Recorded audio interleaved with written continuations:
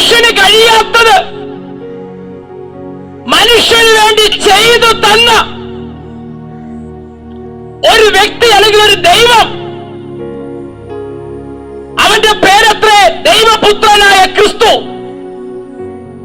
ഈ ലോകത്തിന്റെ അടക്കി വാഴുന്ന പൈശാചികനെ, ഇരുട്ടിനെ, അധർമ്മത്തെ, പാപലഹരി മർമ്മങ്ങളെ ജയിക്കുവാൻ ജയാളിയായ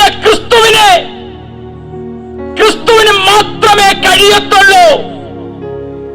ആ ക്രിസ്തുവിനെ അംഗീകരിച്ച് ക്രിസ്തുവിനോടുകൂടെ ജീവിക്കുന്ന, ക്രിസ്തുവിനെ ഹൃദയത്തിൽ അംഗീകരിച്ച് ക്രിസ്തുവിനായി ജീവിക്കുന്ന ഒരു മകനുണ്ടെങ്കിൽ, ഒരു വ്യക്തിയുണ്ടെങ്കിൽ, അവന്റെ പേര്, അവൻ ദൈവത്തിന്റെ മകനാ. സ്വർഗം അവനെ വിളിക്കും ദൈവപുത്രൻ എന്ന്.